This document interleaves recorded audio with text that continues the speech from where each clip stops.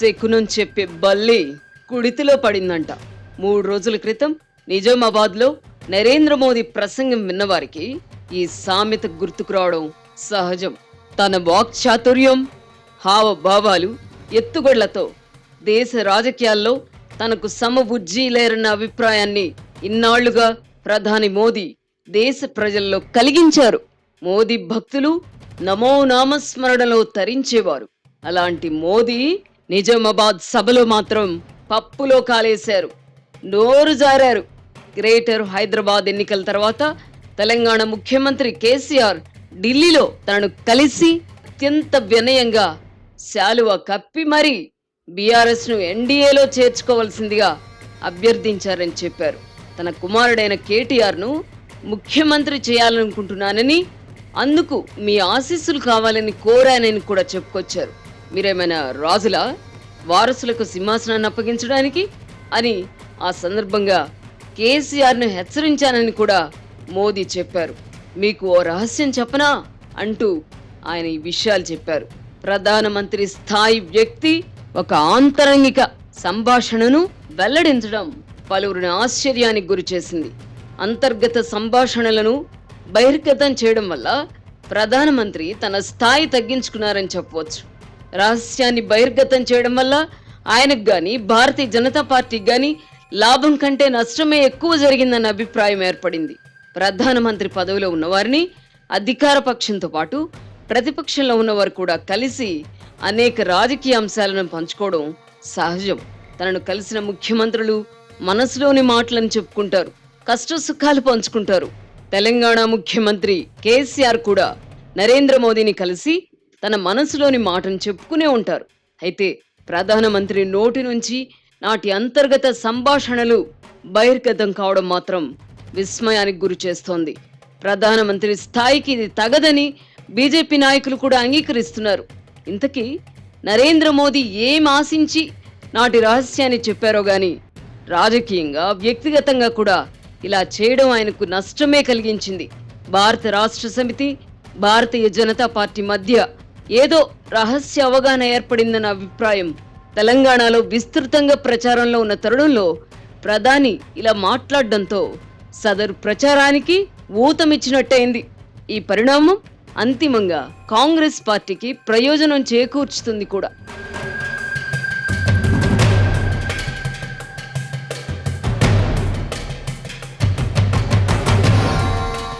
ఎన్డీఏలో తమను చేర్చుకోవాలని కేసీఆర్ నిజంగా అభ్యర్థించుంటే ఆ విషయాన్ని ప్రధానమంత్రి స్వయంగా చెప్పకుండా బీజేపీ రాష్ట్ర నాయకులు ఎవరైనా చెప్పుంటే అది వేరుగా ఉండేది. అలా కాకుండా ప్రధానమంత్రి స్వయంగా ప్రకటించడం అనైతికం కూడా. తన మాటల చాతుర్యంతో ప్రతిపక్షాలకు మాటలు లేకుండా చేస్తూ వచ్చిన నరేంద్ర మోదీ ఇప్పుడు మొదటిసారిగా తప్పులో కాలేశారు. ప్రధానమంత్రి నోటి నుంచి ఈ రహస్యం వెలువడిన వెంటనే బీఆర్ఎస్ ప్రతిస్పందించింది. నేను ముఖ్యమంత్రి కావడానికి మోదీ ఆశీస్సులెందుకు, ప్రజల ఆశీర్వాదం కావాలి కానీ అని మంత్రి KTR బదులిచ్చారు.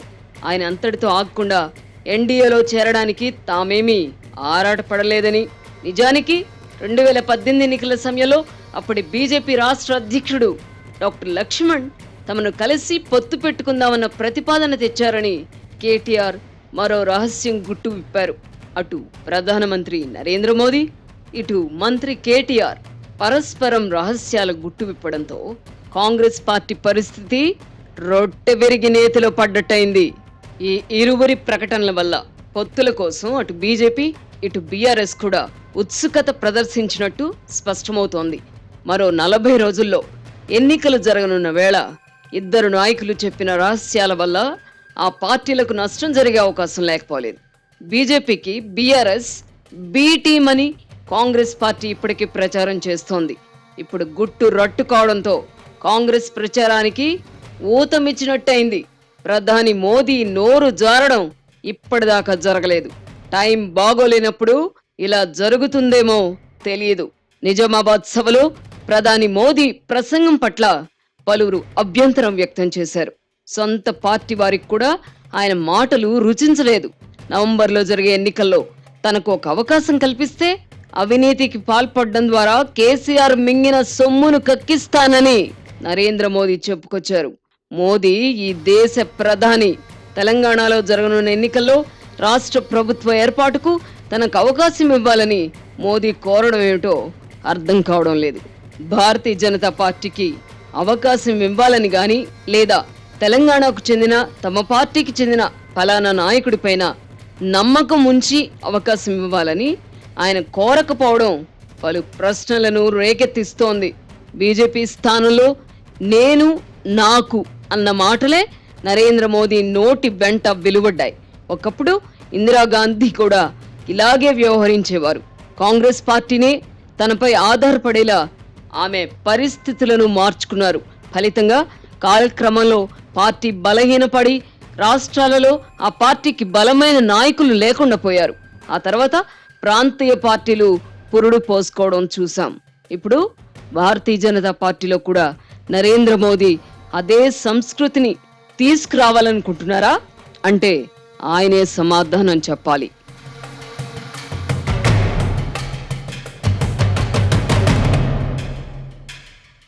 Shadnagar Microsoft data centre regional ring రోడ్డుకు దగ్గరగా resort, swimming pool, indoor outdoor games మరెన్నో సౌకర్యాలతో DTCP అప్రూవ్డ్ రెసిడెన్షియల్ వెంచర్ మన స్వర్గసీమ వారి సుకేతన.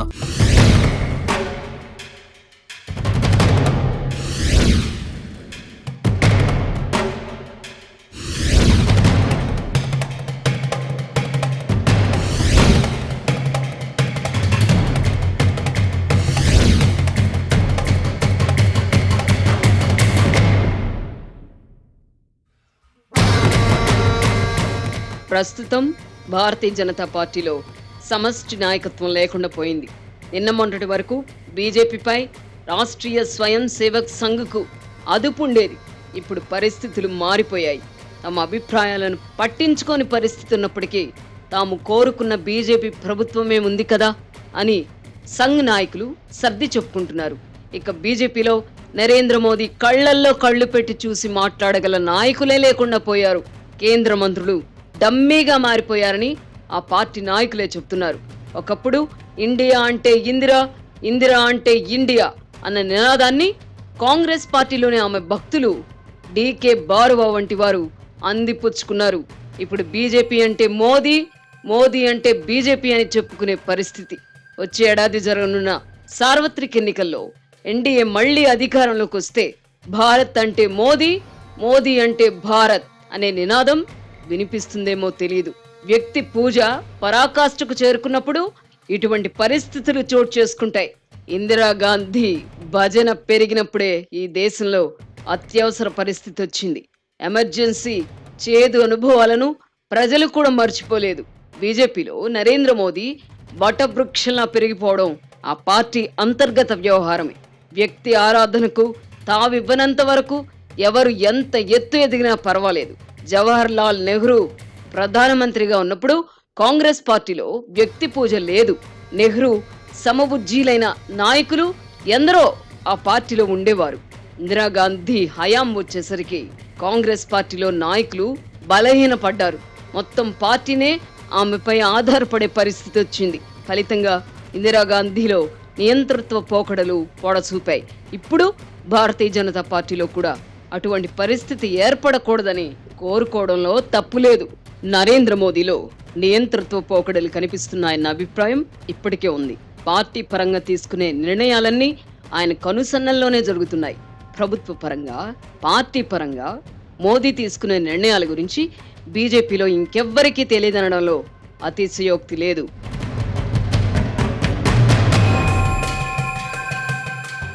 కేంద్ర హోంమంత్రి అమిత్ షా బీజేపీలో నంబర్ 2గా చలామణి అవుతున్నప్పటికీ ఆయన కూడా స్వతంత్రంగా ఏ నిర్ణయం తీసుకోలేని పరిస్థితి ఉందని ఆ పార్టీ నాయకులే చెప్తున్నారు. ప్రధాని మోదీ ఆదేశాలను అమలు చేయడం వరకే అమిత్ షా పాత్ర పరిమితం అని అంటారు. ఇటీవలి కాలంలో మోదీ షాల మధ్య కూడా అభిప్రాయ భేదాలు ఏర్పడ్డాయని అంటున్నారు. త్వరలో ఎన్నికలు జరగనున్న రాజస్థాన్, మధ్యప్రదేశ్ రాష్ట్రాల్లో స్థానిక నాయకత్వాన్ని బలహీనపరిచే ప్రయత్నాలు మొదలయ్యాయి. కేంద్ర నాయకత్వం ఈ రాష్ట్రాలకు ఇతరులను దిగుమతి చేసింది. దీంతో పార్టీని ఏకతాటిపై నడిపేవారు లేకుండా పోయారు. నిర్ణయాల కోసం ఢిల్లీ వైపు చూడాల్సిన పరిస్థితి ఏర్పడిందట. దిగుమతి కాబడ్డ నాయకులు కూడా మోదీ వర్గం షా వర్గంగా విడిపోయారు. ఈ నేపథ్యంలో ప్రధాని మోదీ నాకు అవకాశం ఇవ్వండి అని రాష్ట్రాల్లో కూడా సరికొత్త రాగం అందుకున్నారని చెబుతున్నారు. మొత్తం పార్టీని తన చెప్పు చేతల్లోకి తీసుకోవడానికై మోదీ చేస్తున్న ప్రయత్నాలకు ప్రస్తుతానికి చెక్ పెట్టేవారు ఆ పార్టీలో లేరు. అమిత్ షా కూడా మోదీని ఎదిరించి నిలవలేని పరిస్థితి. ప్రాంతీయ పార్టీలలో కుటుంబ వారసత్వం ఉంటుందని, నియంతృత్వ పోకడలు పెరిగిపోతున్నాయని బీజేపీ విమర్శిస్తోంది. ఈ విమర్శలలో నిజం ఉంది కూడా. అదే సమయంలో భారతీయ జనతా పార్టీ కూడా మోదీ నేతృత్వంలో జాతీయ స్థాయి ప్రాంతీయ పార్టీగా మారిపోయింది అనడంలో అతిశయోక్తి లేదు. సమష్టి నాయకత్వం స్థానంలో అంతా మోదీనే అన్న భావన ఏర్పడింది.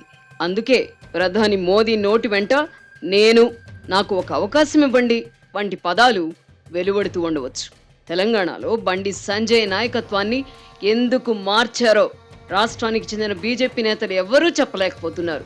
ఉత్తరాది మోడల్నే ఇక్కడ అమలు చేయాలని అనుకోవడం వల్లనే తెలంగాణలో బీజేపీకి ప్రస్తుత పరిస్థితి ఏర్పడింది. సరైన కారణం లేకుండా మునుగోడులో ఉప ఎన్నిక తీసుకురావడం, ఆ ఎన్నికల్లో ఓడిపోవడంతో పార్టీ బలహీనపడడం మొదలైంది. బీజేపీ కేంద్ర నాయకత్వం నిర్ణయాల కారణంగా మాత్రమే తెలంగాణలో కాంగ్రెస్ పార్టీ పుంజుకోవడానికి అవకాశం ఏర్పడిందని చెప్పవచ్చు. ఈ నేపథ్యంలో ప్రధాని మోదీ విప్పిన పొత్తుల గుట్టుతో బీజేపీతో పాటు బీఆర్ఎస్ కూడా ఆత్మరక్షణలో పడిపోయింది. దీనికి తోడు బీజేపీకి 30 సీట్లు వచ్చినా మనమే ప్రభుత్వం ఏర్పాటు చేస్తామని బిఎల్ సంతోష్ శుక్రవారం నాడు ప్రకటించారు. అంటే బీఆర్ఎస్ తో కలిసి ప్రభుత్వ ఏర్పాటుకు స్కెచ్ వేస్తున్నారన్న అనుమానం ఎవరికైనా కలుగుతుంది. కేంద్ర నాయకుల ఎత్తుగడలు కర్ణాటకలో వికటించాయి. స్థానిక నాయకత్వం ప్రమేయం లేకుండా గతంలో కాంగ్రెస్ వ్యవహరించినట్టుగానే ఇప్పుడు బీజేపీ కూడా వ్యవహరిస్తూ నిర్ణయాలు తీసుకుంటోంది. ఫలితంగా దక్షిణాదిన బీజేపీ బలపడకపోగా బలహీనపడుతోంది. మోదీని చూసి రాష్ట్ర ప్రభుత్వాలను ఇక్కడ ఎన్నుకోవాలి. స్థానిక నాయకుల ముఖాలకు ఇక విలువేముంటుంది? కర్ణాటకలో యడ్యూరప్పను పక్కన పెట్టాకే అక్కడ బీజేపీ బలహీనపడింది. తెలంగాణలో ఏం జరుగుతున్నదో చూస్తున్నారు. బిఎల్ సంతోష్ను చూసి లేదా ఆయన చెప్పే మాటలను నమ్మి ఇక్కడి ప్రజలు ఓటు వేయరు. తెలంగాణ సమాజం కేసీఆర్ అనుకూల వ్యతిరేక శిబిరాలుగా విడిపోయింది. ఈ పరిస్థితుల్లో కేసీఆర్ వ్యతిరేక శిబిరంలో నమ్మకం కలిగించగలిగే పార్టీకి మాత్రమే ఆదరణ ఉంటుంది. పొత్తుల కోసం బీజేపీ, బీఆర్ఎస్ తెర వెనక ప్రయత్నాలు చేశాయని గుట్టు రట్టు చేసుకోవడం వల్ల ఉభయ పక్షాలకు నష్టమే జరుగుతుంది తప్ప లాభం కలగదు. నరేంద్ర మోదీ లాంటి అపర చాణక్యుడికి ఈ మాత్రం లాజిక్ తెలీదా?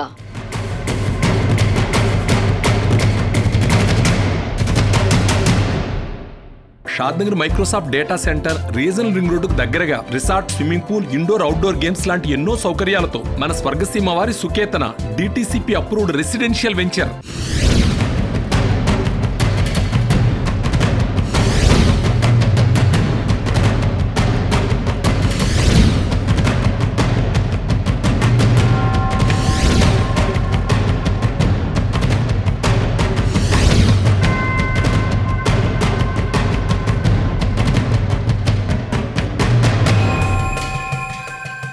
మాజీ ముఖ్యమంత్రి, తెలుగుదేశం పార్టీ అధ్యక్షుడు చంద్రబాబు నాయుడును స్కిల్ కేసులో జైలుకు పంపి నెలవుతోంది. న్యాయం ఆయనతో దోబూచులాడుతోంది. Justice delayed is justice denied అని అంటారు. చంద్రబాబుకు న్యాయం దొరకడంలో జాప్యం జరగడం ప్రజల్లో అనేక ప్రశ్నలు లేవనెత్తుతోంది. 100 మంది దోషులు తప్పించుకున్నా పర్వాలేదు గాని ఒక్క నిర్దోషికి కూడా శిక్ష పడకూడదని మన న్యాయశాస్త్రమే చెబుతున్నది. స్కిల్ కేసును దర్యాప్తు చేస్తున్న అధికారులు చాలా కాలంగా దర్యాప్తు చేస్తున్నప్పటికీ ఈ వ్యవహారంలో చంద్రబాబుకు కమిషన్లు ముట్టాయని ఆధారాలు సేకరించలేకపోయారు. తనపై వచ్చిన ఆరోపణలకు సంబంధించి కనీస ఆధారాలు లభించకపోయినా చంద్రబాబు నెల రోజులుగా జైలుకే పరిమితం కావడం న్యాయ వ్యవస్థలోని డొల్లతనాన్ని బయటపెడుతోంది. ఈ కేసులో వాదనలు సుదీర్ఘంగా కొనసాగడమే కాకుండా తీర్పులు కూడా రిజర్వ్ అవుతున్నాయి. చంద్రబాబు మాత్రం జైలు జీవితం గడుపుతున్నారు. డబ్బు చేతులు మారినట్టు కనీసం ఆధారాలు కూడా లేని ఒక కేసులో చంద్రబాబు స్థాయి నాయకుడిని నెల రోజులుగా రిమాండ్లో ఉంచడం వింతగా ఉంది. ఢిల్లీ లిక్కర్ కుంభకోణంలో అరెస్టు కాబడిన ఢిల్లీ ఉప ముఖ్యమంత్రి మనీష్ సిసోడియా బెయిల్ దరఖాస్తు విచారణ సందర్భంగా సుప్రీంకోర్టు చేసిన వ్యాఖ్యలు ఇక్కడ గమనార్హం. సిసోడియాపై మోపిన ఆరోపణలను న్యాయ సమీక్షలో 2 నిమిషాల్లో కొట్టివేస్తారు.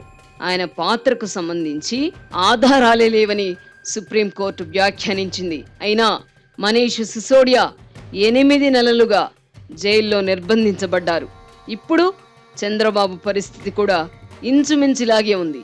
ఆయనకు కమిషన్లు ముట్టినట్టు ఆధారాలు ఉన్నాయా లేవా అంటే లేవనే చెప్పాలి.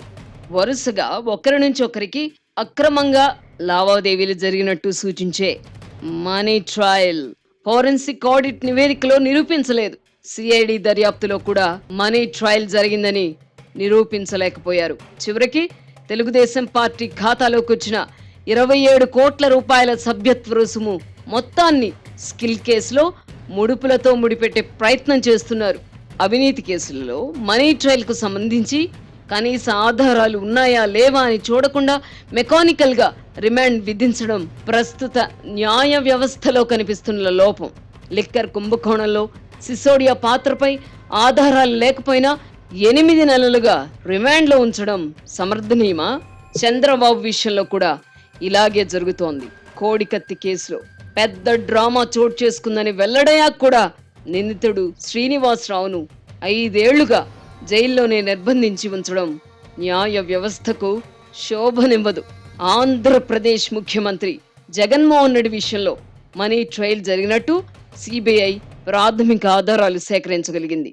సదరు ఆధారాలు న్యాయ సమీక్షలో నిలుస్తాయా లేదా అన్నది వేరే విషయం. కనీస ఆధారాలనైతే సేకరించారు కదా. చంద్రబాబు విషయంలో మనీ ట్రయల్ జరిగినట్టు దర్యాప్తు సంస్థ ఇంతవరకు న్యాయస్థానానికి ఆధారాలు సమర్పించలేదు. అదేమంటే దర్యాప్తు కీలక దశలో ఉందని అంటారు. దర్యాప్తులో ఆధారాలు సేకరించకపోయినా చంద్రబాబును రిమాండ్కు పంపడం ఏమిటో అర్థం కాదు. కనీసం 2 నెలలైనా చంద్రబాబును జైలుకే పరిమితం చేయాలన్నది పాలకుల కోరికట. పాలకుల కోరిక ఫలిస్తుందో లేదో తెలియదు కానీ ప్రస్తుతానికి నిర్దోషి అయినప్పటికీ చంద్రబాబు అన్యాయంగా జైలు జీవితం గడుపుతున్నారు. ఈ దుస్థితికి పరిష్కారాన్ని న్యాయ వ్యవస్థ మాత్రమే అన్వేషించాలి. అప్పటి వరకు నిర్దోషులు జైళ్లలో, దోషులు బయట ఉంటారు. ఇదొక విషాద పరిణామం.